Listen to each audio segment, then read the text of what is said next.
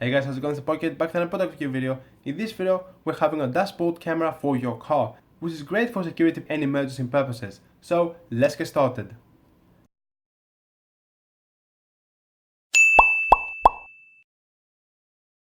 The name of this product is One-N2 Pro, and you can find it from Amazon for about £150. But there is a discount by using a voucher of £15. That means you can save £15 and the total price is going to be £135. But the discount is going to expire at 10th of October. So if you want to purchase this product, then make sure to act very quickly. Now the price may seem a lot, but once I show you all the features and how it works, then you're gonna see that this product is a very big deal. So anyway, without any further ado, let's go ahead and unbox it and see how you can work it. So let's actually first remove the plastic.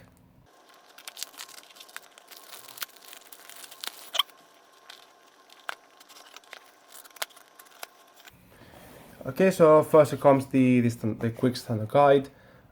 This is pretty much if you want to get started, then you can just read that. But I'm gonna show you during this video how you can get started and how you can start using it. Ooh, by the way, I like how they have decorated the box and how nice and organized everything is in here. So here you have the camera, so you can see it's quite small. I thought it was going to be a bit bigger, to be honest, and that's great because it can fit everywhere. And I'm actually really surprised how small it is. I thought it was going to be a bit bigger. So this is the camera. This is how it looks like. Here's the front camera and here's the rear camera. Let's put it on the side now. And let's see what else in the box. Let's put it on the side, and here you have some accessories. So first we have the car charger. So you plug this in your car and then you can charge the camera while it's operating. Next you have the clamp, which is used to stick the camera on the window. So this is how you attach it very easily. And then if you want to remove the clamp, then you need to squeeze on the handle on the top. And lastly, you have a USB cable, which is used to connect the camera to your computer, so you can transfer photos from your camera to your computer. Otherwise, you can use it as a charger by using a power bank as well. Okay, so let's go ahead and see how you can use the camera. Now, first of all, you have to charge it for about 2 to 3 hours in order to make it work. And secondly is that it doesn't come with an SD card, so you kind of have to use one of yours. And for the micro SD card, make sure that it's formatted as FAT32. If not, then make sure to go to your computer and go ahead and format it as FAT32. If you're on Mac and you don't have the option, then format it as MS-DOS FAT. And once you're ready, click on Erase. And after you have formatted, then go ahead and open the cap here, and this is the SD card slot, as you can see here, and then just put it in like that. In my case, I'm just using a 32GB of SD card. Keep in mind that you can use up to 256GB of storage, and that's the beauty of this camera. Okay, so now let's go ahead and turn it on and show you how it looks like and how you can work with it. So you have to hold down the power button like that. So you can see it makes a very nice sound while it turns on. And now if you want to start recording, you have to press on the OK button. It's going to start recording, and now it's recording, and also it's capturing sound as well. If you want to stop recording, you just press on the OK button again. And also while recording, you can press on this button in order to capture screenshots. I'm going to show you how this is done. So it's recording now. If you want to capture a screenshot, then just press on this button. It's going to capture it. Then press OK again in order to stop recording. Okay, now let's go to navigate to the menu, and let's start with the record setup. So you press OK in order to select the setting, and then you press those arrow keys in order to go up and down. So first we have resolution, so press OK in order to select that, and here you have all the settings of the resolution camera. So the first option is pretty much the most important. So here you have, so this is where both of the cameras will be activated whilst recording. So dual, this means that both the cameras are going to be recording and both of them will have a resolution of 1080p. So that's like full HD with 30 frames per second. Next, this is the option which I'm currently using. So this is the highest resolution possible. This is 1440p, again at 30 frames per second. Also, you have a bit of lower resolution at 1296p. This is the first time I'm seeing this. And then you have 1080p, so this is the standard full HD resolution with only exception is 60 frames per second. And lastly, we have 1080p with 30 frames per second.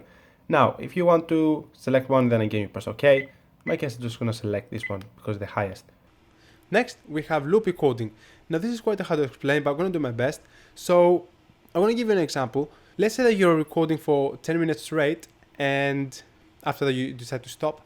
If you go to the files after that, you're gonna see that only the last 5 minutes of the recording has been only saved. And that's because while recording, after it's exceeded 5 minutes, all the frames of the video, so the first frames of the recording, have been deleted while still recording. So to sum up, only the last 1, 3 or 5 minutes are going to be saved. Next we have G sensor. So this is the sensor which is going to detect any movement or any nearby events, such like collision or someone is trying to steal your car or whatever. The camera is going to automatically be activated and start recording this event. So let's check out what settings are here. So what this all means is that how sensitive the sensor is going to be. You have the option to set it as low, medium or high, but in my case we're going to set it as high in order to be as sensitive as possible and capture as many events as possible, because you never know what's going on if you park your car for about like 10 hours or so. Then you have audio recording, so make sure to leave it as on. This is going to capture sound as well. Then you have parking mode, and this means that the camera is going to automatically record events or whatever's going on or any movement while you have parked your car, and I'm gonna set it as on. Then you have exposure, so this pretty much the brightness of the camera, so how bright or how dark you want to be. Then you don't really have to worry about number plate or stamp. Stamp is just about the clamp, so attaching this on the car, so if you want to use GPS and things like this. Then you have rotate display, so let's say that you want the camera to be on that side, then you can set that as well. So let's go ahead and show you as an example how. So this is how it rotates. Let me actually rotate back. Then you have time lapse. So what this does means that it's going to capture snapshots per like 1 second, 5 seconds, 10 seconds or 30 seconds or 1 minute, and this means it's going to create a video after that. And this is only if you want to use snapshot instead of video recording. So I'm just gonna leave it off right now. And next we have power off display, so this means that you can record while your display is off. And this pretty much everything about recording setup. Now let's move on to settings. So first you have the language, so you can change the language if you want. Then you have the format, so this pretty much removes all the data if you want. Just going to cancel for now. Time and date, so this is pretty much setting the time up, because this is going to be very important while recording video, so you have to have the correct time and date, so make sure to set up correctly. Auto OSD off means that the screen of the camera is going to switch off while you're recording, so you can tell it to switch off after 1 minute, 3 minutes or 5 minutes, or just leave it off. In my case I'm going to set it as 1 minute because I don't want people to see that I'm actually recording, because I actually want to believe them that I am not recording, because this is the point of security. Then you have device sound. I like switching this off because I don't want for other people to know that I'm setting up like a security camera and things like this, you know. They have non-use auto power off, so this is switching off the camera when there's no usage. Frequency of the display, I actually like 60 Hz. The system info, the version of the software, and default setting if you want to reset back to your default settings. Okay, so we're done with the system setup. Then let's move on to the GPS setup. So if you want to buy GPS, then you can like set it up right here, so you can enable to on. But in my case not have it, so I'm just gonna switch it off. Then you have the speed unit, so in my case you're gonna set it up kilometers per hour. And then you have the file, so this is all the video recordings that have been done, and I'm going to explain you what is going on in here. So the event, this means that when the camera is on park mode and an event happens, so for example someone is trying to steal your car or a crash happens, then it's going to detect that movement, and the video recorded is going to be stored in the event folder. So you can see there are some videos in here that I have tested out. Then you press on the M button to go back. Then you have the normal, so this is pretty much the normal recording, so all the other recordings are going to be stored here. So as you can see, I have several recordings here just for testing purposes. Next we have photo, so here are all the screenshots that you have taken are going to be stored. So here are some examples, some screenshots I took, and these are where are all stored. And if you want to go back again, you press on the M button, it's going to take you back. Then I'm going to press the M button to go back again to the recording view. And last thing I would like to show you is that this is a charger which you're gonna charge your camera while you're on the car. So you plug this in and it's going to start charging by connecting this to the camera also, just like that. So this is the input. And also the cool thing about this is that by swapping this to the right, then you have a USB port here, so you can like charge your phone or charge something else, another device if you want.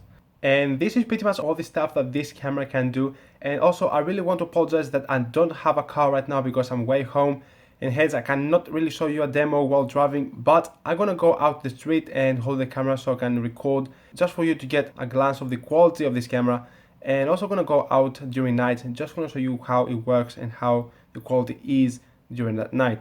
So I'm gonna go ahead and show you all the demos. So let's move on to the demos.